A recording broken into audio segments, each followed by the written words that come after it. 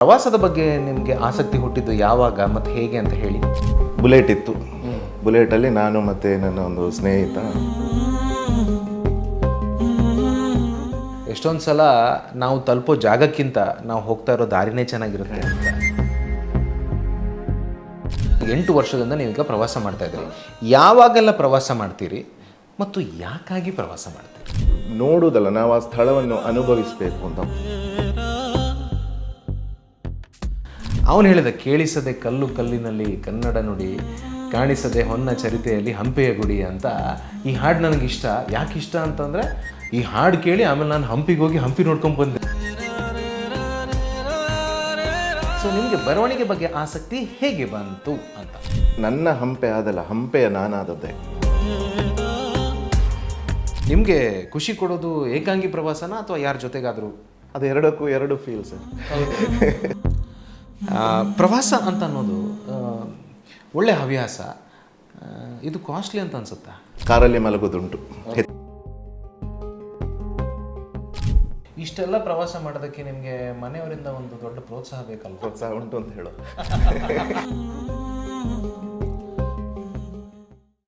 Hello, ನಮಸ್ಕಾರ ವೀಕ್ಷಕರೇ. ಕಾರ್ಕಳದ creative ಪುಸ್ತಕ ಮನೆ ಅರ್ಪಿಸುವ ಪುಸ್ತಕದ ಮಾತು ಸರಣಿಯಲ್ಲಿ ಪ್ರಸಾರವಾಗ್ತಾ ಇರುವಂತಹ ವಿಡಿಯೋಗಳಿಗೆ ನಿಮಗೆ ಸ್ವಾಗತ. ಇವತ್ತಿನ ವಿಡಿಯೋದಲ್ಲಿ ನಾವು ಮಾತನಾಡ್ತಾ ಇದ್ದೇವೆ ಒಬ್ಬರು ಯುವ ಬರಹಗಾರರಾದಂತಹ ಯದು ಅವ್ರ ಜೊತೆ. ಅವರ ಹೆಸರು ಯದು ಮಾಳ ಅಂತ. ಮಾಳ ಅಂತಂದರೆ ಊರು. ಮೋಸ್ಟ್ಲಿ ಅವರು ಮಾಳದಲ್ಲಿ ಮನೆ ಮಾಡ್ಕೊಂಡಿದ್ದಾರೆ ಅಂತ ನನಗೆ ಅನಿಸ್ತದೆ. ಇವರು ತುಂಬ ಇಂಟ್ರೆಸ್ಟಿಂಗ್ ಪರ್ಸನ್. ನಾನು ವಿಡಿಯೋ ಶೂಟಿಂಗ್ಗಿಂತ ಮುಂಚೆ ಇವ್ರ ಜೊತೆ ಕೂತು ಮಾತನಾಡಿದಾಗ ನನಗೆ ತಿಳಿದಿರೋದೇನು ಅಂತಂದರೆ, ಇವರು ಒಬ್ಬ ಪ್ರವಾಸದ ಪ್ರೇಮಿಯವರು. ಸಿಕ್ಕಾಪಟ್ಟೆ ಪ್ರವಾಸ ಮಾಡ್ತಾರೆ. ಯಾರೆಲ್ಲ ಪ್ರವಾಸಿಗರಿರ್ತಾರೋ ಅವರಿಗೆ ಬದುಕಿನ ಬಗ್ಗೆ ಸೂಕ್ಷ್ಮ ಗ್ರಹಿಕೆ ಇರ್ತದೆ ಅಂತ ನಾನಂತೂ ಭಾವಿಸ್ತೇನೆ. ದೇಶ ಸುತ್ತಬೇಕು, ಕೋಶ ಓದಬೇಕು ಅಂತ ಹೇಳ್ತಾರೆ. ಇವರು ಕೋಶ ಓದ್ತಾ ಇದ್ದಾರೆ, ದೇಶ ಸುತ್ತಾ ಇದ್ದಾರೆ ಮತ್ತು ಕೋಶವನ್ನು ಬರಿತಾನೂ ಇದ್ದಾರೆ. ಬನ್ನಿ ಅವ್ರ ಜೊತೆ ಮಾತಾಡೋಣ. ಸರ್ ನಮಸ್ಕಾರ. ನಮಸ್ತೆ. ನಮಸ್ಕಾರ. ಹೇಗೆ ಆರಾಮಾಗಿದ್ದೀರಲ್ಲ?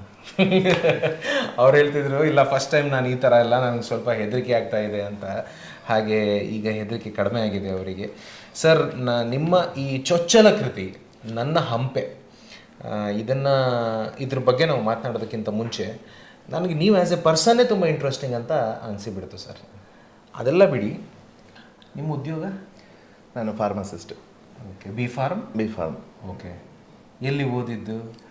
ಮಂಗಳೂರಲ್ಲಿ ಶ್ರೀನಿವಾಸ್ ಕಾಲೇಜ್. ಓಕೆ. ನಿಮ್ಮ ಊರು? ಮಾಳ. ಮಾಳ. ಓಕೆ. ನಿಮ್ಮ ಹೆಸರು ಯದು ಅಂತನಾ ಅಥವಾ ಬೇರೆ? ಯದು ಗೋಪನ್ ಅಂತ. ನಾನು ನನ್ನ ಊರನ್ನು ಇಷ್ಟಪಡ್ತೇನೆ, ಅದರಿಂದ ಯದು ಮಾಳ ಅಂತಲೇ. ಓಕೆ ಓಕೆ, ಆಗಲಿ. ಸೊ ನಿಮ್ಮ ಮೂಲ ಎಲ್ಲ ಬೇರೆ ಎಲ್ಲೋ? ಹಾಗಾದ್ರೆ ಕೇರಳ. ಕೇರಳ, ಹೌದು. ಬಟ್ ಅಲ್ಲಿಂದ ನೀವು ಇಲ್ಲಿಗೆ ಶಿಫ್ಟ್? ಹೌದು, ಅದು ನನ್ನ ಪೇರೆಂಟ್ಸ್ ಟೈಮಲ್ಲಿ ಅವರು ಇಲ್ಲಿಗೆ ಶಿಫ್ಟ್ ಆಗಿ ಇಲ್ಲೇ ಸೆಟ್ಲ್ ಆದದ್ದು. 1-2ನೇ ವಯಸ್ಸಲ್ಲೇನೋ ನಾನು ಈ ಊರಿಗೆ ಬಂದಿದ್ದೇನೆ. ಹಾಗಾದ್ರೆ ನೀವು ಕಾರ್ಕಳಿಗನೇ ಫುಲ್ ಟೈಮ್? ಹೌದು, ಕನ್ನಡಿಗ. ಕನ್ನಡಿಗ, ಕಾರ್ಕಳಿಗ ಎಲ್ಲ. ಆಗಲಿ ಸರ್, ಖುಷಿ ಆಯಿತು. ಈಗ ನಿಮ್ಮ ಆಸಕ್ತಿ ಪ್ರವಾಸ ಅಲ್ವಾ ಸರ್? ಈ ಪ್ರವಾಸದ ಬಗ್ಗೆ, ಇತಿಹಾಸ ಮತ್ತು ಪ್ರವಾಸ. ಓಕೆ. ಇತಿಹಾಸ ಬೇಡ ನನಗೆ, ಪ್ರವಾಸದ ಬಗ್ಗೆ ನಿಮಗೆ ಆಸಕ್ತಿ ಹುಟ್ಟಿದ್ದು ಯಾವಾಗ ಮತ್ತು ಹೇಗೆ ಅಂತ ಹೇಳಿ. ಆ ಪ್ರವಾಸದ ಬಗ್ಗೆ ಆಸಕ್ತಿ ಮೂಡಿದ್ದನ್ನೇ ನಾನು ಈ ಪುಸ್ತಕದಲ್ಲಿ ಬರೆದಿರುವಂಥದ್ದು. ಓಕೆ. 2017 ಅದು. 2017ರಲ್ಲಿ ಮಂಗಳೂರಲ್ಲಿ ಕೆಲಸ ಮಾಡ್ತಾ ಇದ್ದಂಥ ಸಮಯ. ಒಂದು ಕಾರ್ಪೊರೇಟ್ ಸೆಕ್ಟರಲ್ಲಿ ಯನಪಾಯ ಆಸ್ಪತ್ರೆಯಲ್ಲಿ HOD ಆಗಿದ್ದೆ. ಆ ಸಮಯದಲ್ಲಿ ಒಂದು ಅನಿರೀಕ್ಷಿತವಾಗಿ ಒಂದು ಯಾತ್ರೆ ಮಾಡೋ ಒಂದು ಅವಕಾಶ ತೀರಾ ಅನಿರೀಕ್ಷಿತ. ಎಲ್ಲಿಗೆ ಹೋಗಬೇಕು, ಏನು ಹೋಗಬೇಕು, ಏನು ಗೊತ್ತಿಲ್ಲ. ಒಂದು ಮಳೆಗಾಲ. ಬುಲೆಟ್ ಇತ್ತು. ಬುಲೆಟಲ್ಲಿ ನಾನು ಮತ್ತು ನನ್ನ ಒಂದು ಸ್ನೇಹಿತ ಹೊರಟೆವು. ಸಾಮಾನ್ಯವಾಗಿ ಅಂದ್ರೆ ನಿಮ್ಗೆ ಮನ್ಸಿಗೆ ಅನ್ಸಿತಾ ನಾನೆಲ್ಲೋ ಪ್ರವಾಸಕ್ಕೆ ಹೋಗ್ಬೇಕು? ಅಲ್ಲ, ನನ್ನ ಸ್ನೇಹಿತ ಬಂದು, ನಾನು ಒಂದು ಸ್ವಲ್ಪ ಟೆನ್ಸ್ಡ್ ಆಗಿದ್ದೆ, ಸ್ವಲ್ಪ ಡೌನ್ ಆಗಿದ್ದೆ. ಆಗ ಸ್ನೇಹಿತ ಶ್ರೀರಾಗ್ ಅಂತ ಅವನ ಹೆಸರು, ಕೇರಳದಿಂದ, ತೃಶ್ಶೂರಿಂದ, ಏನಾಗಿದೆ ಕಾಲೇಜ್, ನಾವು ಕ್ಲಾಸ್ಮೇಟ್ಸ್ ಬಿ ಫಾರ್ಮಲ್ಲಿ. ಅವ್ನು ಬಂದು, ಏನಾಗಿದೆ ಬಾ ಎಲ್ಲಿಗಾದ್ರೂ ಹೋಗುವ, ಒಂದು ಯಾತ್ರೆ ಮಾಡುವ ಅಂತೇಳಿ. ಸರಿ, ಎಲ್ಲಿಗೆ ಹೋಗೋದು? ಎಲ್ಲಿಗೋ ಹೋಗುವ. ಬೆಳಗ್ಗೆ ಮಳೆಗಾಲ, ರೈನ್ ಕೋಟ್ ಹಾಕಿ ಬುಲೆಟಲ್ಲಿ. ಸಾಮಾನ್ಯವಾಗಿ ಮಳೆಗಾಲದಲ್ಲಿ ಎಲ್ಲರೂ ಇಷ್ಟಪಡೋದು ಮಲೆನಾಡು ಅಲ್ವಾ? ಮಲೆನಾಡಲ್ಲಿ ಹೋಗೋದು. ಹಾಗೆ ಮಲೆನಾಡಲ್ಲೇ ಹೋದೆವು. ನಮ್ಮ ಶೃಂಗೇರಿ ರೂಟಲ್ಲಿ ಹೋದೆವು. ಫಾರ್ ದಟ್ ಮ್ಯಾಟರ್ ನಿಮ್ಮೂರು ಮಾಳನೇ ಒಂದು ಸ್ವರ್ಗ. ಹೌದು, ಖಂಡಿತ. ಹಾಗೆ ಶೃಂಗೇರಿಗೆ ಹೋಗ್ಬೇಕಾದ್ರೆ ತುಂಗಾ ನದಿ ತೀರದಲ್ಲಿ ನಿಂತಾಗಿ ಎಲ್ಲಿಗೆ ಹೋಗುದು ಅಂತ ಯೋಚನೆ ಮಾಡಿದಾಗ, ಆ ನದಿ ಅದು ಮತ್ತೆ ತುಂಗಭದ್ರೆ ಆಗುವಂಥದ್ದು, ತುಂಗಭದ್ರಾ ಸಂಗಮ ಮತ್ತೆ ಆ ನದಿ ಹರಿದು ಹೋಗುವಂಥದ್ದು ಹಂಪಿಯ ಮೂಲಕ ಹೋಗ್ತದೆ ಅಂತ ಒಂದು ನಮಗೆ ಯೋಚನೆ ಬಂತು. ಸರಿ ಹಂಪಿಗೆ ಹೋಗು, ಹಂಪಿ ಹಂಪಿ ಅಂತ ಹೇಳ್ತಾರೆ, ಏನು ಹಂಪಿ ನೋಡಿ ಬರುವ ಅಂತ. ಹಾಗೆ ಹಂಪಿಗೆ ತಲುಪಿದೆವು. ಓಕೆ. ವಾವ್. ಅದೇನಂತಂದ್ರೆ ಒಂದು ರಕ್ಷಿತ್ ಶೆಟ್ಟಿ ಅವರ ಸಿಂಪಲ್ ಆಗಿ ಒಂದು ಲವ್ ಸ್ಟೋರಿ ಅಂತ ಒಂದು ಫಿಲ್ಮ್ ಬಂದಿತ್ತು. ಆ ಫಿಲ್ಮಲ್ಲಿ ಒಂದು ಡೈಲಾಗ್ ಇದೆ, ಎಷ್ಟೊಂದು ಸಲ ನಾವು ತಲುಪೋ ಜಾಗಕ್ಕಿಂತ ನಾವು ಹೋಗ್ತಾ ಇರೋ ದಾರಿನೇ ಚೆನ್ನಾಗಿರುತ್ತೆ. ಖಂಡಿತ ಖಂಡಿತ. ಈ ದಾರಿನೂ ಚೆನ್ನಾಗಿತ್ತು, ನೀವು ಹೋಗ್ತಿರೋ ಜಾಗ ಮಾತ್ರ ಅತ್ಯದ್ಭುತವಾಗಿತ್ತು ಮೋಸ್ಟ್ಲಿ ಅಲ್ವಾ? ಆ ಬಯಲು ಸೀಮೆಯ ದೃಶ್ಯಗಳೇ ನಮಗೆ ಹೊಸತಾಗಿತ್ತು ಆಗ ಆಕ್ಚುಲಿ. ಈಗ ನೇರ ದಾರಿಗಳು, ಮನೆಗಳಿಲ್ಲ, ಹೊಲಗಳು ಮಾತ್ರ, ಜನರಿಲ್ಲ. ಒಂದು ಮನೆಗಳು, ಒಂದು 3-4 ಮನೆಗಳು ಒಂದು ಜೊತೆಗೆ ಅಲ್ವಾ. ಬಯಲು ಸೀಮೆಯ ಒಂದು ದೃಶ್ಯವೇ ಚಂದ. ನಾವು ಕರಾವಳಿ ಮಂಗಳೂರಿಂದ ಹೊರಟು, ನಾನು ಮಂಗಳೂರಿಂದ ಹೊರಟದ ಯಾತ್ರೆ, ಮಂಗಳೂರಿಂದ ಹೊರಟು ಮಲೆನಾಡಾಗಿ ಬಯಲುಸೀಮೆಯಾಗಿ ಮಳೆ ಎಲ್ಲ ಮುಗೀತು, ಅಲ್ಲಿ ವಾತಾವರಣ ಚೇಂಜ್ ಆಯಿತು, ಭಾಷೆಯಲ್ಲಿ ಬದಲಾವಣೆ ಆಯಿತು, ಜನರ ಆಟಿಟ್ಯೂಡಲ್ಲಿ ಬದಲಾವಣೆ, ಎಲ್ಲ ಟೋಟಲ್ ಬದಲಾವಣೆಯಾಗಿ ಒಂದು ಹೊಸ ಸ್ಥಳ ಹಂಪಿಗೆ ತಲುಪಿತು. ಓಕೆ. ಅದನ್ನ ರೆಸ್ಟ್ ಮಾಡಿ ಮರುದಿನ ಬೆಳಗ್ಗಿನಿಂದ ಹಂಪಿ ನೋಡ್ಬೇಕಲ್ವ, ಎಲ್ಲಿಂದ ನೋಡುದು? ಹಂಪಿ ಹೇಳ್ತಾರೆ ಯಾವ ಕಡೆಯಿಂದ ಶುರು ಮಾಡುದು? ಹಂಪಿ ಅಂತ ಹೇಳಿದ್ರೆ ವಿರೂಪಾಕ್ಷ ದೇವಸ್ಥಾನ ಅಂತಲೇ ಎಲ್ಲರೂ ತಿಳ್ಕೊಂಡು. ಹೌದಪ್ಪ. ಹಾಗೆ ಹೋಗ್ತಾ ಇರಬೇಕಾದ್ರೆ ಒಬ್ರು ಗೈಡ್ ಸಿಕ್ತ, ಅದು ಮತ್ತೆ ಬರ್ದಿದ್ದೀನಿ, ಅದನ್ನೇ ನಾನು ಹೇಳಿದೆ. ಆಯ್ತು, ಮತ್ತೆ ಸ್ಟೋರಿ ಫುಲ್ ನೀವು ರಿವೀಲ್ ಮಾಡಬೇಕಾಗಿಲ್ಲ ಸರ್. ಏನಂದ್ರೆ 2017ರಲ್ಲಿ ಇದು ನಡೆಯುತ್ತೆ. ಹೌದು. ಅಂದ್ರೆ 4+4 8 ವರ್ಷದಿಂದ ನೀವೀಗ ಪ್ರವಾಸ ಮಾಡ್ತಾ ಇದ್ದೀರಿ. ಯಾವಾಗೆಲ್ಲ ಪ್ರವಾಸ ಮಾಡ್ತೀರಿ ಮತ್ತು ಯಾಕಾಗಿ ಪ್ರವಾಸ ಮಾಡ್ತೀರಿ? ಯಾಕಾಗಿ ಅನ್ನೋದಕ್ಕೆ ಫಸ್ಟಿಗೆ ಹೇಳಲಿಕ್ಕೆ ಇಷ್ಟಪಡ್ತೀನಿ. ಆ್ಯಕ್ಚುಲಿ ನಮ್ಮ ಈ ಜನರೇಷನಿಗೆ ನಮ್ಮ ಹಿನ್ನೆಲೆಯ ಬಗ್ಗೆ ಸರಿಯಾದ ಕಲ್ಪನೆ ಇಲ್ಲ ಅಂತ ನಾನು ಭಾವಿಸ್ತೇನೆ. ನಮ್ಮ ಪೂರ್ವಜರು ಯಾರು, ನಮ್ಮ ದೇಶದಲ್ಲಿ ಏನೆಲ್ಲ ನಡೆದಿದೆ, ಪ್ರಪಂಚದ ಎಲ್ಲ ನಾಗರಿಕತೆಗಳಲ್ಲಿ ನಮ್ಮ ನಾಗರಿಕತೆಯೇ ಇನ್ನೂ ಏನು ಉಳ್ಕೊಂಡಿರುವಂಥದ್ದು ಅತ್ಯಂತ ಹಳೆಯ ನಾಗರಿಕತೆಗಳಲ್ಲಿ ಅಲ್ವಾ ಸರ್? ಬಾಕಿ ಎಲ್ಲ ನಾಶ ಆಗಿ ಹೋಗಿದೆ. ಆದರೆ ನಮ್ಮ ಭಾರತೀಯ ಈ ನಾಗರಿಕತೆ ಅಂತೂ ಅದರದ್ದು ಏನು ಅತ್ಯಂತ ಎದುರು ಇರುವ ಪೀಳಿಗೆ ನಮ್ಮದು, ಅಂದರೆ ವೆರಿ ಅಡ್ವಾನ್ಸ್ಡ್ ನಾವು. ಆದರೆ ನಾವು ಇತಿಹಾಸವನ್ನು ಯಾಕೆ ತಿಳ್ಕೊಳ್ಬೇಕು ಅಂತ ಕೆಲವರು ಕೇಳ್ಬೋದು. ಯಾಕಪ್ಪ ಅದು ಆಗಿ ಹೋಗಿದೆ, ನಾವು ಮುಂದೆಗಿರುವ ನಮ್ಮ ಟೆಕ್ನಾಲಜಿಯ ಬಗ್ಗೆ ಯೋಚನೆ ಮಾಡುವ. ನಮ್ಮಲ್ಲಿ ಆ ಕಾನ್ಫಿಡೆನ್ಸ್ ತುಂಬುವುದೇ ನಮ್ಮ ಹಿನ್ನೆಲೆಯನ್ನು ನಾವು ಅರ್ಥಾಗ, ನಮ್ಮ ಇತಿಹಾಸ, ನಮ್ಮ ಪೂರ್ವಜರು ಏನೆಲ್ಲ ಮಾಡಿದ್ದಾರೆ ಇದೆಲ್ಲ ಅರಿಬೇಕಾದ್ರೆ ನಾವು ಯಾತ್ರೆಗಳನ್ನು ಮಾಡಬೇಕು. ನಮಗೀಗ ಒಂದು ಭಾಷಣಗಳಲ್ಲಿಯೋ ರಾಜಕೀಯ ವ್ಯಕ್ತಿಗಳು ಯಾರೋ ಇತಿಹಾಸವನ್ನು ತಿರುಚಿ ಹೇಳುವ ಸಾಧ್ಯತೆಗಳಿವೆ, ಅಥವಾ ನಾವು ಓದೋ ಪುಸ್ತಕಗಳೇ ಕೆಲವರು ಅವರವರ ಇಷ್ಟಕ್ಕನುಸಾರವಾಗಿ ಬರೆದಿರಲೂಬಹುದು. ನಾವು ಆ ಸ್ಥಳಕ್ಕೆ ಹೋಗಿ ಆ ಸ್ಥಳದಲ್ಲಿ ಆ ಶಿಲೆಗಳಲ್ಲಿ ನಾವು ಏನು ಅದನ್ನು ಅನುಭವಿಸಿದ್ರೆ ಆ ಶಿಲೆಗಳು ನಮಗೆ ಸ್ಪಷ್ಟವಾದ ಕಥೆಯನ್ನು ನಮಗೆ ಹೇಳ್ತವೆ. ಅದನ್ನು ನಾನು ಯಾವಾಗಲೂ ಹೇಳೋದು, ನಾವು ನೋಡುವುದಲ್ಲ, ನಾವು ಆ ಸ್ಥಳವನ್ನು ಅನುಭವಿಸಬೇಕು ಅಂತ. ಮೌನವಾಗಿ ನಾವು ಆಲಿಸಬೇಕು ಆ ಸ್ಥಳವನ್ನು. ಆ ಕಲ್ಲುಗಳು ನಮ್ಮಲ್ಲಿ ಮಾತಾಡ್ತಾ ಇದು ಭಾವನಾತ್ಮಕವಾಗಿ ಹೇಳೋ ವಿಚಾರ ಆದರೂ ಅದಕ್ಕೆ ತುಂಬ ತುಂಬ ಆಯಾಮಗಳಿವೆ ಸರ್. ಅದೇ ನಾನು ಅದಕ್ಕೆ ಯಾತ್ರೆಗಳಲ್ಲಿ ಯಾವಾಗಲೂ ಒಬ್ಬನೇ ಹೋಗ್ಲಿಕ್ಕೆ ಇಷ್ಟಪಡ್ತೇನೆ. ಇದನ್ನೆಲ್ಲ ಆಲಿಸಬೇಕು, ನಮ್ಮ ಇತಿಹಾಸ ಏನು ಅಂತ ಸ್ಪಷ್ಟವಾಗಿ ಆ ಸ್ಥಳಗಳು. ಈಗ ಉದಾಹರಣೆಗೆ ನಾವು ಇಲ್ಲಿ ಐಹೊಳೆಗ ಬಾದಾಮಿಗೆ ಏನಾದರೂ ಹೋದ್ರೆ ಅಲ್ಲಿನ ಆ ಸ್ಥಳದಲ್ಲಿ ನಮಗೆ ಆ ಒಂದು ವೈಬ್ರೇಷನ್ ಸಿಗ್ತದೆ ಸರ್. ಅದು ಎವ್ರಿ ಟೈಮ್ ನಿಮಗೆ ಫೀಲ್ ಆಗಿದೆ ಅಂತ ಹೇಳ್ತೀವಿ. ಸ್ಪೆಷಲಿ ಹಂಪಿ ಅಲ್ವಾ? ಹಂಪಿ ನಾನು 7 ಬಾರಿ ಹೋದೆ. ಈಗ 7 ಸಲ ಹೋದೆ. ಲಾಸ್ಟ್ ಹಂಪಿ ಉತ್ಸವಕ್ಕೂ ಹೋದೆ. ಜಸ್ಟ್ ನಿಮ್ಮ ಮಾತಿಗೆ ಒಂದು ನಾನು ಸೇರಿಸ್ತೇನೆ. ನಾನು ಭಾಳ ವರ್ಷಗಳ ಹಿಂದೆ ಟೆಲಿವಿಷನಲ್ಲಿ ಕೆಲಸ ಮಾಡ್ತಾ ಇರಬೇಕಾದ್ರೆ ಹಾಡು ಕಾಡಿದ್ದೇಕೆ ಅಂತ ಒಂದು ಸೀರೀಸ್ ಆಫ್ ವಿಡಿಯೋ ಮಾಡ್ತಿದ್ದೆ. ಆಗ ನಾನು ಜನರ ಹತ್ರ ಹೋಗಿ ಕೇಳೋದಷ್ಟೇ, ನಿಮ್ಗೆ ಯಾವ ಹಾಡು ಇಷ್ಟ, ಯಾಕಾಗಿ ಇಷ್ಟ, ಆ ಹಾಡು ನಿಮ್ಮಲ್ಲಿ ಏನು ಮೂವ್ ಮಾಡಿದ್ದು ನಿಮ್ಮನ್ನು ಅಂತ. ಒಬ್ಬ ವ್ಯಕ್ತಿ, ಮೋಸ್ಟ್ಲಿ ಮೆಡಿಕಲ್ ಬ್ಯಾಕ್ಗ್ರೌಂಡಿನ ಒಬ್ಬ ವ್ಯಕ್ತಿ, ಒಂದು ಸಣ್ಣ ಹುಡುಗ ಸಿಕ್ಕಿದ್ದ. ಅವನು ಹೇಳಿದ, ಕೇಳಿಸದೆ ಕಲ್ಲು ಕಲ್ಲಿನಲ್ಲಿ ಕನ್ನಡ ನುಡಿ, ಕಾಣಿಸದೆ ಹೊನ್ನ ಚರಿತೆಯಲ್ಲಿ ಹಂಪೆಯ ಗುಡಿ ಅಂತ. ಈ ಹಾಡು ನನಗಿಷ್ಟ. ಯಾಕೆ ಇಷ್ಟ ಅಂತಂದರೆ ಈ ಹಾಡು ಕೇಳಿ ಆಮೇಲೆ ನಾನು ಹಂಪಿಗೆ ಹೋಗಿ ಹಂಪಿ ನೋಡ್ಕೊಂಡು ಬಂದೆ ಅಂತ ಹೇಳ. ಹೌದು. ಹಂಪೆಗೆ ಸರ್, ಇನ್ನೊಂದು ಹಂಪೆಗೆ ನೀವು ಹೇಳಿದಾಗೆ ಹಲವಾರು ಆಯಾಮಗಳಿವೆ. ನಾನು 7 ಸಾರಿ ಹೋದರೂ ನಂಗೆ ಅದು 7 ರೀತಿಯಲ್ಲಿ ಕಾಣ್ತದೆ. ಹೌದಾ? ಖಂಡಿತವಾಗಿ. ಅದನ್ನು ನಾವು ಅದು ಒಳಗಣ್ಣಿನಿಂದ ನೋಡಬೇಕು, ನಾವು ಹೃದಯದಿಂದ ಆ ಸ್ಥಳವನ್ನು ನೋಡಬೇಕು. ಕೆಲವೊಮ್ಮೆ ನಿಮಗೆ ಕೋಪ ಇರ್ಬೋದು ಆ ಸ್ಥಳಕ್ಕೆ ಹೋದ್ರೆ. ಹೌದಪ್ಪ. ಖಂಡಿತ ನಮಗೆ ಸಿಟ್ಟು ಬರ್ತದೆ, ಇದನ್ನು ಯಾರು ಹೀಗೆ ಮಾಡಿದ್ದಾರೆ, ಈ ಸ್ಥಳ ಸರ್ವನಾಶ ಆಗಿದಲ್ವ. ಅಥವಾ ಕೆಲವು ಕಡೆ ನಮಗೆ ಬೆರಗು, ನಮಗೆ ಆಶ್ಚರ್ಯ ಆಗ್ತಿದ್ದು, ಹೇಗಪ್ಪ ಹೀಗೆ ಮಾಡಿದ್ದಾರೆ. ಅಂದ್ರೆ ನೀವು ಅಲ್ಲಿ ಮಿರಾಕಲ್ಸ್ಗಳನ್ನೆಲ್ಲ ನೋಡ್ತೀವಿ. ಖಂಡಿತ. ಏನು ಆಶ್ಚರ್ಯ, ಕೋಪ, ವೇದನೆ, ಪ್ರತೀಕಾರ, ಇಂಥ ನಿರಾಳತೆಯೂ ಅಲ್ಲಿದೆ. ಇಂಥ ಎಲ್ಲ ಭಾವನೆ ಪ್ರತಿ ಬಾರಿ ಹೋದಾಗ ಅದು ನಾನು ಇನ್ನೂ ಮುಂದುವರೆದು ಹೇಳ್ತೇನೆ, ಒಂದೊಂದು ಋತುಗಳಲ್ಲಿ ಹೋದ್ರೂ ನಿಮ್ಗೆ ಒಂದೊಂದು ರೀತಿ ಕಾಣ್ಬೋದು ಅಂತ. ಮಳೆಗಾಲದಲ್ಲಿ ಹಂಪಿಯ ಸೌಂದರ್ಯವೇ ಬೇರೆ, ಬೇಸಿಗೆಗಾಲದಲ್ಲಿ ಹಂಪಿಯ ಸೌಂದರ್ಯವೇ ಬೇರೆ. ಅದೊಂಥರ ಅದೇ ಒಂದೇ ಸ್ಥಳವನ್ನು ಮತ್ತೆ ಮತ್ತೆ ಹೋದಾಗ ಬೇರೆ ಬೇರೆ ಅನುಭವಗಳು ನಿಮಗೆ ಕೊಡ್ತೇವೆ. ಅದ್ಭುತ. ಓಕೆ, ಈಗ ನಾನು ನಿಮ್ಮ ಕೃತಿಗೆ ಬರ್ತೇನೆ. ಇದು ಇವರ ಚೊಚ್ಚಲ ಕೃತಿ ಮತ್ತು ಇದು ಪ್ರವಾಸ ಕಥನ ಆಗಿದೆ ವೀಕ್ಷಕರೇ. ನನ್ನ ಹಂಪೆ ಅಂತ ಇದಕ್ಕೆ ಶೀರ್ಷಿಕೆ ಕೊಟ್ಟಿದ್ದಾರೆ. ಸರ್, ಇದು ಹಂಪೇನಾ? ಹಂಪೆ ಅನ್ನೋದಾದ್ರೆ ನಾನು ಅದನ್ನು ಹಂಪೆ ಅಂತಲೇ ಹೇಳ್ತಾ ಇದ್ದೆ ಪ್ರಾರಂಭದಲ್ಲಿ, ಅದಕ್ಕೆ ಆ ಹೆಸರನ್ನೇ ಇಟ್ಟಿದ್ದೆ.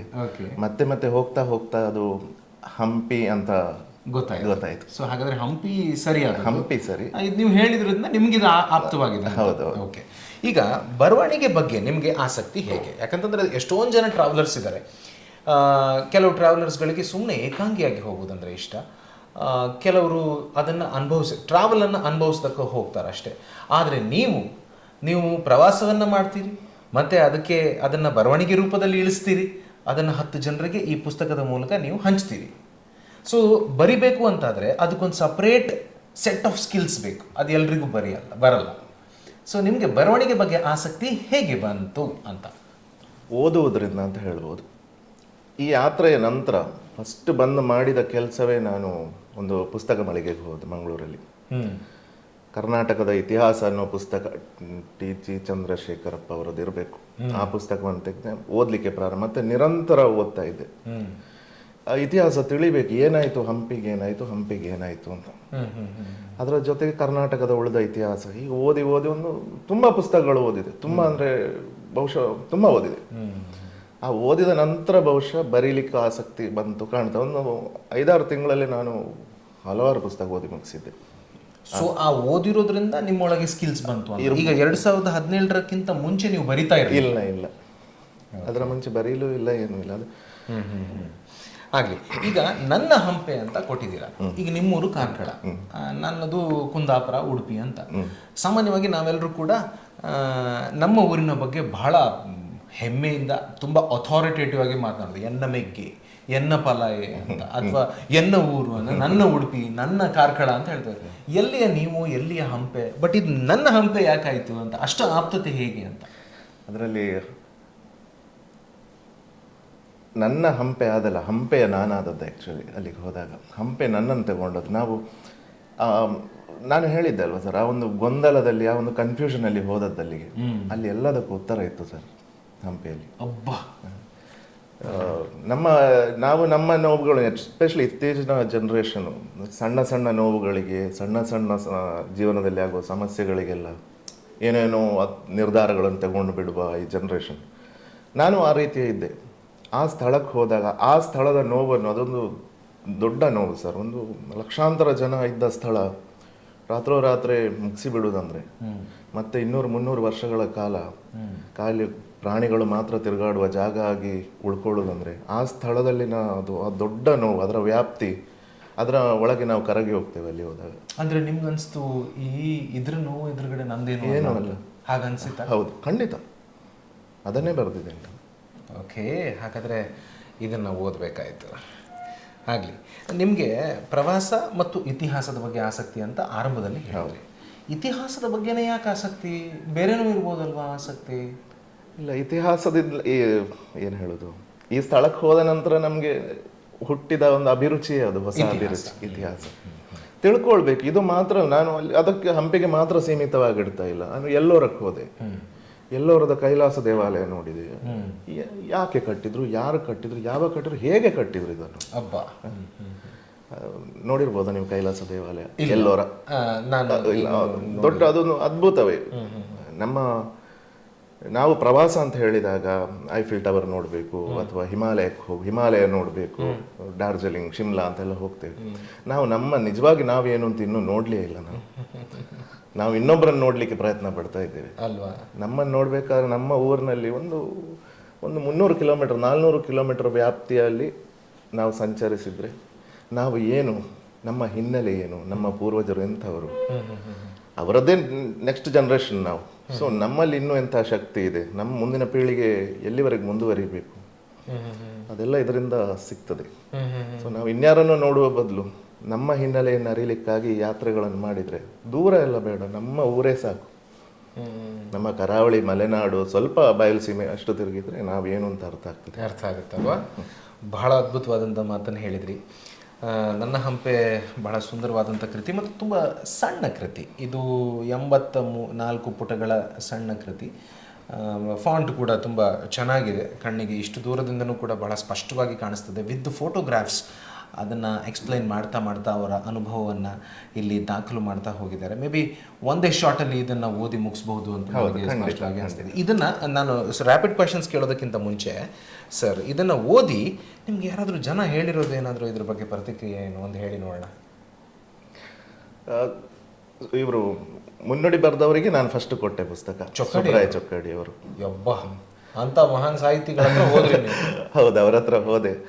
ಅವರು ತುಂಬ ಪ್ರೋತ್ಸಾಹಿಸಿದರು. ಕೆಲವೆಲ್ಲ ಏನು, ಒಂದು ಸ್ಥಳವನ್ನು ನೋಡುವಾಗ ಅವರು ಹೇಳಿದ ಒಂದು ಮಾತು ನೆನಪಾಗುವುದಂದ್ರೆ, ಸ್ಥಳವನ್ನು ನೋಡುವಾಗ ನನಗೆ ಹೇಗೆ ಕಂಡಿತು ಅಂತ ಬರೆಯುವುದಕ್ಕಿಂತ ಜಾಸ್ತಿ ಆ ಸ್ಥಳ ನನ್ನಲ್ಲಿ ಏನು ಪ್ರತಿಫಲನ ಮೂಡಿಸಿತು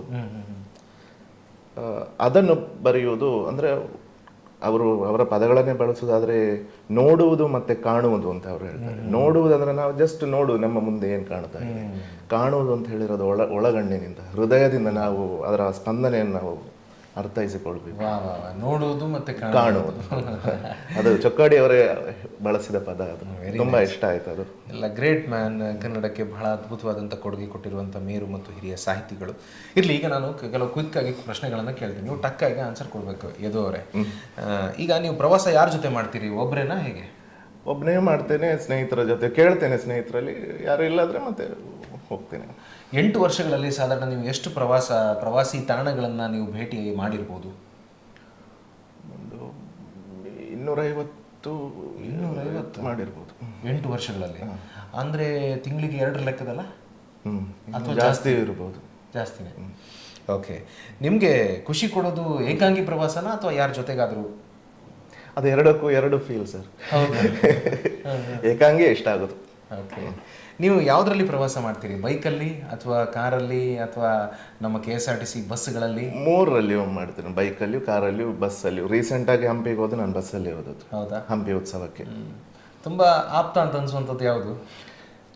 ಕಾರ್ ಕಾಣ್ತದೆ ಸರ್. ಯಾಕೆ? ಅದು ಸ್ವಲ್ಪ ಈವನ್ ಫ್ಯೂಯಲಲ್ಲಿ ಎಕ್ಸ್ಪೆನ್ಸ್ ಇದ್ರು ಕೆಲವು ಕಡೆ ಕಾರಲ್ಲಿ ಮಲಗೋದುಂಟು. ಹೆಚ್ಚಾಗಿ ನಾನು ಹಾಗೆ ಮಾಡ್ತೇನೆ. ಅಲ್ಲಿ ಹೋಗಿ ನಮ್ಮಲ್ಲಿ ಹಣದ ಏನಾದ್ರು ಸಮಸ್ಯೆ ಇದ್ರೆ ರೂಮ್ ಎಲ್ಲ ಮಾಡೋದ್ರ ಬದಲು ಕಾರಲ್ಲೇ ಮಲ್ಕೊಳ್ಳೋದು. ಚೆನ್ನಾಗಿದೆ. ನಿಮ್ಮ ಟ್ರಿಪ್ಸ್ಗಳು ತುಂಬ ಲಾಂಗ್ ಇರ್ತಾವ ಅಥವಾ ತುಂಬ ಶಾರ್ಟ್ ಇರ್ತಾವ? ತುಂಬ ಲಾಂಗ್ ಅಂತ ಹೇಳಲಿಕ್ಕೆ ಆಗೋದಿಲ್ಲ, ಒಂದು 300 ಕಿಲೋಮೀಟರ್ ವ್ಯಾಪ್ತಿಯೊಳಗೆ ಹೆಚ್ಚಾಗಿರುವಂಥದ್ದು. ಓಕೆ. ಅಂದರೆ ಅದಲ್ಲ ನಾನು ಆ್ಯಕ್ಚುಲಿ ಕೇಳಿದ್ದು, ನೀವು 3 ದಿನನೋ ಆ ರೀತಿ. ಆ ರೀತಿ ಆದರೆ ಒಂದು 2 ದಿನ 3 ದಿನ, ಹೆಚ್ಚಂದ್ರೆ 4, ಅಷ್ಟೊತ್ತಿಗೆ ನಾವು ಬರಲೇಬೇಕಾಗ್ತದೆ. ಹೌದು, ನಿಮ್ಮ ವ್ಯವಹಾರ ನೋಡ್ಕೊಳ್ಬೇಕಲ್ವ. ಓಕೆ. ಪ್ರವಾಸ ಅಂತ ಅನ್ನೋದು ಒಳ್ಳೆ ಹವ್ಯಾಸ. ಇದು ಕಾಸ್ಟ್ಲಿ ಅಂತ ಅನ್ಸುತ್ತಾ? ಅಷ್ಟೇನು ಕಾಸ್ಟ್ಲಿ ಅಲ್ಲ. ಹಾಗಂತೀರಾ? ಅದೇ ನಾನು ಹೇಳಿದ್ದು, ನಾವು ಅಡ್ಜಸ್ಟ್ ಮಾಡಬೇಕಾಗ್ತದೆ. ರೂಮ್ ಮಾಡೋದಕ್ಕೆ ಸರ್, ನಾನು ಹೀಗೆ ಪ್ರವಾಸ ಹೋಗೋದು ನೋಡಿದ್ದೇನೆ. ಒಂದು ಹಿಂದ್ಗಡೆ ಏನೋ ಹೀಗೆ ಕಟ್ಕೊಂಡಿರ್ತಾರೆ ಚಾಪೆಯ, ಏನೋ ಒಂದಿಷ್ಟು ಬ್ಯಾಗ್ಗಳು, ಒಂದಿಷ್ಟು ವ್ಯವಸ್ಥೆಗಳು. ನಾನು ಯಾವುದೇ ವ್ಯವಸ್ಥೆ ಇಲ್ಲದೆ ಹೋಗೋದು. ಹೌದಾ? ನಾನು ಕೆಲಸಕ್ಕೆ ಬಂದು ಸಂಜೆ ಕೆಲಸದಿಂದ ಸೀದಾ ಹೊರಡೋದುಂಟು. ಹಾಗೆ ಹೊರಡೋದುಂಟು. ರಾತ್ರಿ ಡ್ರೈವ್ ಮಾಡಿ ಅಲ್ಲಿ ಹೋಗಿ ಎಲ್ಲಿಯಾರು ನೆಕ್ಸ್ಟ್ ಡೇ ಮಾರ್ನಿಂಗ್ ಅದೇ ಡ್ರೆಸ್ ಅದೇ ಹಾಗೆ ಮಾಡೋದುಂಟು. ಅಂದ್ರೆ ಅದು ಎಣಿಸಿದಾಗ ಹೋಗ್ಬೇಕು ಸರ್. ಪ್ಲಾನ್ಡ್ ಪ್ರವಾಸಗಳು ಹೆಚ್ಚಾಗಿ ನಡೆಯೋದಿಲ್ಲ. ಮುಂದೆ ಏನೆಲ್ಲ ನೋಡಬೇಕು ಅಂತಿದ್ದೀರಿ ಹಾಗಾದ್ರೆ? ನನಗೆ ದೊಡ್ಡ ಆಸೆ ಇರೋದಂದ್ರೆ ಅಂಕೋರ್ ವಟ್ ನೋಡಬೇಕು ಅಂತ. ಅದು ವಿದೇಶದಲ್ಲಿದೆ, ನಮ್ಮ ಹಿಂದೂ ದೇವಾಲಯ. ಅಂಕೋರ್ ವಟ್ ನೋಡಬೇಕು ಅಂತ. ಓಕೆ. ಇಷ್ಟೆಲ್ಲ ಪ್ರವಾಸ ಮಾಡೋದಕ್ಕೆ ನಿಮಗೆ ಮನೆಯವರಿಂದ ಒಂದು ದೊಡ್ಡ ಪ್ರೋತ್ಸಾಹ ಬೇಕಲ್ವಾ? ಪ್ರೋತ್ಸಾಹ ಉಂಟು ಅಂತ ಹೇಳೋ. ಓಕೆ. 8 ವರ್ಷಗಳ ಈ ನಿರಂತರವಾದಂತಹ ಪ್ರಯಾಣದಲ್ಲಿ ನಿಮ್ಮನ್ನು ಕಾಡಿದಂತಹ ಒಂದು ಘಟನೆ ಅಥವಾ ವಿಲಕ್ಷಣ ಅಂತ ಅನಿಸಿರುವಂತಹ ಒಂದು ಸಂಗತಿ ಏನಾದರೂ ಇದ್ರೆ ಹಂಚ್ಕೊಳ್ಬೋದು? ಹಂಪಿಯಲ್ಲೇ ನಡೆದು ಅದೇನು ದೊಡ್ಡ ಘಟನೆ ಏನಲ್ಲ, ಆದ್ರೆ ನನ್ನನ್ನು ಇಷ್ಟು ವರ್ಷ ಹಂಪಿ ಯಾಕೆ ಕರೀತು ಅಂತ ನಂಗೆ ಆ ಸ್ಥಳಕ್ಕೆ ಹೋದಾಗ ಗೊತ್ತಾಯ್ತು. ಅಂತ ಒಂದು ಸ್ಥಳ ತುಂಗಭದ್ರಾ ನದಿ ಹಂಪಿಯ ನಡುವೆ ಪ್ರಶಾಂತಳಾಗಿ ಹರಿತಾ ಇರುವ ನದಿ. ಹಂಪಿ ಮತ್ತೆ ಆ ನದಿಯ ಒಂದು ಸಂಬಂಧ ಅದೊಂದು ಬಾರಿ ಚಂದ ಅದು. ಓಕೆ ತುಂಗಭದ್ರಾ ತೀರದಲ್ಲಿ ನಡೀತಾ ಇದ್ದೇವೆ. ಅಂದರೆ ಹಂಪಿಯಲ್ಲಿ ನಾವು ಈಗ ವಿರೂಪಾಕ್ಷ ದೇವಾಲಯ, ವಿಠಲ ದೇವಾಲಯ, ಇದೆಲ್ಲ ಎಲ್ಲರಿಗೂ ಗೊತ್ತಿರುವಂಥ ಸ್ಥಳಗಳು. ಓಕೆ ಹಂಪಿಯನ್ನು ನಾನು ಯಾವಾಗಲೂ ಹೇಳುವಾಗ ಹಂಪಿಯನ್ನು ನಾವು ತೋರಿಸಿಕೊಡುವ ಸ್ಥಳ ಅಲ್ಲ, ಹುಡುಕ್ಬೇಕು ನೀವು ಹಂಪಿಗೆ ಹೋಗಿ. ಅಬ್ಬಾ ಅಲ್ಲಿಗೆ ಹೋಗಿ ನೀವು ಹುಡುಕಿದ್ರೆ ಹಂಪಿ ಮತ್ತೆ ಮತ್ತೆ ಜಾಸ್ತಿ ಜಾಸ್ತಿ ಆಳ ಆಗ್ತಾ ಹೋಗ್ತದೆ, ಅಗಲ ಜಾಸ್ತಿ ಆಗ್ತಾ ಹೋಗ್ತದೆ, ಹೊಸ ಹೊಸ ವಿಚಾರಗಳು ತೆರೆದುಕೊಳ್ಳುತ್ತದೆ. ಹೀಗೆ ತುಂಗಭದ್ರಾ ತೀರ ಚಕ್ರತೀರ್ಥ ಅನ್ನುವ ಸ್ಥಳ, ತುಂಗಭದ್ರೆ ಒಂದು ಬೆಂಡಾಗಿ ಹೋಗೋದು ಭಾರಿ ಚಂದ. ಅದರ ತೀರದಲ್ಲಿ ಕಲ್ಲುಗಳು, ಬಂಡೆ ಕಲ್ಲುಗಳ ನಡುವೆ ನಡಿಬೇಕು. ಸ್ವಲ್ಪ ಭಯವೂ ಆಗ್ತದೆ, ಯಾಕಂದ್ರೆ ಅಲ್ಲಿ ಜನರೆಲ್ಲ ಬರದ ಸ್ಥಳ. ನಾನು ಹೇಳಿದೆಲ್ಲ, ಈ ಪ್ರಧಾನ ಸ್ಥಳಗಳಿಗೆ ಎಲ್ಲರೂ ಬರ್ತಾರೆ, ಈ ಸ್ಥಳಗಳಿಗೆಲ್ಲ ಬರುವುದಿಲ್ಲ. ಆ ತೀರದಲ್ಲಿ ನಡೀತಾ ಇರ್ಬೇಕಾದ್ರೆ ಬಂಡೆಗಳ ನಡುವೆ ಒಂದು ಒಂದು ಸಣ್ಣ ಗ್ಯಾಪ್, ನಮ್ಗೆ ಬಗ್ಗಿ ಒಳಗೆ ಹೋಗ್ಬೋದು ಅಷ್ಟೇ. ಅದರ ಆಚೆ ತುಂಗಭದ್ರಾ ನದಿ. ಆ ಒಳಗೆ ಹೋಗಿ ಸುಮ್ಮನೆ ಏನು ಅಂತ ನೋಡುವ ಅಂತ ಒಳಗೆ ಹೋಗಿ ನೋಡ್ಬೇಕಾದ್ರೆ ಒಳಗೆ ಒಂದು ದೇವಾಲಯ, ಅಲ್ಲಿ ಶಿಲ್ಪಗಳು, ಕೆತ್ತನೆಗಳು, ಒಂಥರ ಆಶ್ಚರ್ಯವ, ಭಯವ. ಅಂದ್ರೆ ಒಳಗೆ ಹೋಗ್ಲಿಕ್ಕೆ ನಮಗೆ ಭಯ ಆಗ್ತದೆ, ಏನಾದ್ರು ಪ್ರಾಣಿ. ಹೌದು ಹೌದು. ಒಂದು ಕಡೆ ನದಿ, ಒಂದು ಕಡೆ ಒಳಗೆ ಈ ದೇವಾಲಯ, ಯಾರಿಗೂ ಕಾಣ್ತಾ ಇಲ್ಲ ಆ ದೇವಾಲಯ. ನಾನು ಯಾವಾಗಲೂ ಈ ಚಾನೆಲಲ್ಲಿ ಹೇಳೋದು, ಎಲ್ಲರೂ ಬನ್ನಿ ನೋಡಿ, ಎಲ್ಲರೂ ಬನ್ನಿ ನೋಡಿ. ಆ ಸ್ಥಳಕ್ಕೆ ಹೋದಾಗ ಮಾತ್ರ ಇದು ಹೀಗೆ ಇರಲಿ, ಇನ್ನು ಜನರು ಬಂದು ಇದು ಹಾಳಾಗೋದು ಬೇಡ ಅಂತ. ಆ ಸ್ಥಳ ಒಂದು, ಆ ದೇವಾಲಯಕ್ಕೆ ಹೆಸರು ಗೊತ್ತಿಲ್ಲ ಏನು ಅಂತ. ಅಲ್ಲಿನ ಶಿಲ್ಪಗಳು, ಅಲ್ಲಿನ ಒಂದು ನಿಗೂಢತೆ, ಅಲ್ಲಿನ ಒಂದು ಏಕಾಂತತೆ, ಏನು ಹೇಳಬೇಕು ಗೊತ್ತಿಲ್ಲ, ಅಂಥ ಒಂದು ಸ್ಥಳ ಚಕ್ರತೀರ್ಥದಲ್ಲಿ ಇದೆ. ಅದು ಯೂಟ್ಯೂಬ್ ಚಾನೆಲಲ್ಲಿ ನಾನು ಹಂಚಿಕೊಂಡಿದ್ದೀನಿ ಅದನ್ನು. Okay okay fine sir. ಈಗ ಇನ್ನು ಒಂದು ಪ್ರಶ್ನೆ ನಾನು ನಿಮಗೆ ಕೇಳಬೇಕು, ಬಟ್ ಅದಕ್ಕೂ ಮುಂಚೆ ವೀಕ್ಷಕರೇ, ಇವರು ಒಂದು ಯೂಟ್ಯೂಬ್ ಚಾನಲನ್ನು ಮಾಡಿದ್ದಾರೆ, ಹೆರಿಟೇಜ್ ಟ್ರಾವೆಲರ್ಸ್ ಕ್ಲಬ್ ಅಂತ ಹೇಳಿ. ನೀವು ಅದನ್ನು ಸಬ್ಸ್ಕ್ರೈಬ್ ಆಗಿ, ಇವರಲ್ಲಿ ಸುತ್ತಾಟಕ್ಕೆಲ್ಲ ಹೋಗ್ತಾರಲ್ಲ, ಅಲ್ಲಿ ಇಂಟ್ರೆಸ್ಟಿಂಗ್ ಅಂತ ಅನಿಸುವ ವಿಷಯಗಳ ಬಗ್ಗೆ ವಿಡಿಯೋ ಮಾಡಿ, ಚಂದ ಎಡಿಟಿಂಗ್ ಎಲ್ಲ ಮಾಡಿ ಇವರು ಅದು ನೆಕ್ಸ್ಟ್ ಸರ್. ಇದು ಕೊನೆಯದೊಂದು ಪ್ರಶ್ನೆ ಉಂಟು. ಈಗ ಏನಂತಂದರೆ, ಈಗ ನೀವು ವಿಡಿಯೋಸ್ ಎಲ್ಲ ಮಾಡ್ತೀರಲ್ಲ, ಅದನ್ನು ಸಂಕಲನ ಮಾಡಿ ಚಂದ ಮಾಡಿ ಹಾಕಬೇಕಲ್ಲ ಸರ್, ಅಂಗಿ ಚಡ್ಡಿ ಎಲ್ಲ ಹಾಕಿ, ಅದು ಯಾರು ಮಾಡೋದು? ಎಡಿಟಿಂಗ್? ಹೌದು, ನಾನೇ ಮಾಡೋದು. ಹೌದಾ? ಓಕೆ. ನೋಡಿ, ನೀವು ಬರೀ ಪ್ರವಾಸ ಮಾಡ್ತಾ ಇಲ್ಲ, ಪ್ರವಾಸದ ಜೊತೆಗೆ ಒಂದು ಬರವಣಿಗೆ, ಅದ್ರ ಜೊತೆಗೆ ವಿಡಿಯೋಸು ಎಲ್ಲವನ್ನು ಕೂಡ ಆಲ್ರೌಂಡ್ ಪರ್ಫಾರ್ಮೆನ್ಸ್ ನೀವು ಮಾಡ್ತಾ ಇದ್ದೀರಿ. ಒಂಥರ ನಮ್ಮ ರವೀಂದ್ರ ಜಡೇಜಾ ಥರ. ಹಾಗೆ ಸರ್, ಇನ್ನು ಕೊನೆ ಪ್ರಶ್ನೆ ಏನಂತಂದರೆ, ಇಷ್ಟೊಂದು ಜನ ಈಗ ನೋಡ್ತಾ ಇದ್ದಾರೆ ನಮ್ಮ ವೀಕ್ಷಕರು, ನಿಮ್ಮ ಮಾತನ್ನು ಕೇಳಿ ನಾನು ಇವರೊಟ್ಟಿಗೆ ಒಂದು ರೌಂಡ್ ಹೋಗಬೇಕಲ್ಲ ಒಂದು ಸಲ ಅಂತ ಅನಿಸಿ ನಿಮ್ಮನ್ನೇ ಸಂಪರ್ಕ ಮಾಡಿದರೆ ಕರ್ಕೊಂಡು ಹೋಗ್ತೀರಾ? ಖಂಡಿತ ಸರ್. ಹೌದಾ? ಬನ್ನಿ, ಹೋಗುದು ಹೋಗುದೆ, ಸ್ಪಾಂಟೇನಿಯಸ್ ಆಗಿ ಹೊರಡಬೇಕು. ಸಂಜೆ ಹೋಗುದೆ ಸಂಜೆ. ಹಾಗೆ ಓಕೆ ಓಕೆ. 2 ದಿನ ನೋಡಿ ಆ ಸ್ಥಳಗಳನ್ನೆಲ್ಲ. ಹಂಪಿಗೆ ಹೋಗ್ಬೋದು sir. Life is full of you know miracles and surprises ಅಂತ ಇದಕ್ಕೆ ಹೇಳ್ತೇವೆ. ಯು ನೆವರ್ ನೋ, ಈ ವಿಡಿಯೋದ ಮುಖಾಂತರ ನಿಮಗೆ ಯದು ಅವರ ಪರಿಚಯ ಆಗ್ಬೋದು, ಒಂದು ಹೊಸ ಒಬ್ಬ ಸ್ನೇಹಿತನ ಜೊತೆಗೆ ಪ್ರವಾಸ ಮಾಡುವಂಥ ಅವಕಾಶ ಸಿಗ್ಬೋದು. ಇವರ ನನ್ನ ಹಂಪೆ ಕೃತಿಯನ್ನು ಖಂಡಿತವಾಗಿಯೂ ನೀವು ಓದುವಂಥ ಪ್ರಯತ್ನವನ್ನು ಮಾಡಿ. ಪ್ರವಾಸ ಕಥನ ಭಾಳ ಸುಂದರವಾಗಿದೆ, ನಾನು ಆಗಲೇ ಹೇಳಿದೆ. ಇದು ನಮ್ಮ ಕ್ರಿಯೇಟಿವ್ ಪುಸ್ತಕ ಮನೆಯಲ್ಲಿ ಸಿಗ್ತದೆ. ಕಾರ್ಕಳದಲ್ಲಿರುವಂಥ ಪುಸ್ತಕ ಮನೆ ಮತ್ತು ಮೂಡುಬಿದ್ರೆಯಲ್ಲಿರುವಂಥ ಪುಸ್ತಕ ಮನೆಯಿಂದ ನೀವು ಇದನ್ನು ಖರೀದಿ ಮಾಡ್ಬೋದು. ದೂರದ ಊರಿನವರು ಆದರೆ ನೀವು ಆನ್ಲೈನ್ ಮೂಲಕ ಕೂಡ ಇದನ್ನು ಖರೀದಿ ಮಾಡ್ಬೋದು. ಮತ್ತು ವೆರಿ ಇಂಪಾರ್ಟೆಂಟ್ಲಿ, ಈ ವಿಡಿಯೋವನ್ನು ನೀವು ನೋಡ್ತಾ ಇರೋದು ನಮ್ಮ ಪುಸ್ತಕ ಮನೆ ಅಂತ ಯೂಟ್ಯೂಬ್ ಚಾನಲ್ನಲ್ಲಿ. ಆ ಚಾನಲನ್ನು ಸಬ್ಸ್ಕ್ರೈಬ್ ಮಾಡಿ ಮತ್ತು ಪಕ್ಕದಲ್ಲಿರುವಂಥ ಬೆಲ್ ಐಕಾನನ್ನು ಒತ್ತಿ, ಸೊ ದ್ಯಾಟ್ ನೆಕ್ಸ್ಟ್ ಟೈಮ್ ನಾವು ಹೊಸ ವಿಡಿಯೋವನ್ನು ಅಪ್ಲೋಡ್ ಮಾಡಿದಾಗ ನಿಮಗೆ ನೋಟಿಫಿಕೇಷನ್ ಸಿಗುತ್ತೆ. ಮತ್ತು ಹೆರಿಟೇಜ್ ಟ್ರಾವೆಲರ್ಸ್ ಕ್ಲಬ್ ಅಂತ ಏನು ಯೂಟ್ಯೂಬ್ ಚಾನಲ್ ಯದು ಅವ್ರು ಮಾಡಿದಾರಲ್ಲ, ನೀವು ಅದನ್ನು ಕೂಡ ಸಬ್ಸ್ಕ್ರೈಬ್ ಮಾಡಿ, ಅವರಿಗೂ ಸಪೋರ್ಟ್ ಮಾಡಿ. ನಾವು ಜೊತೆಯಾಗಿ ಬೆಳಿಬೇಕು. ಸರ್, ಏನಾದರೂ ಕೊನೆಯದಾಗಿ ಹೇಳ್ತೀರಾ? ಕೊನೆಯದಾಗಿ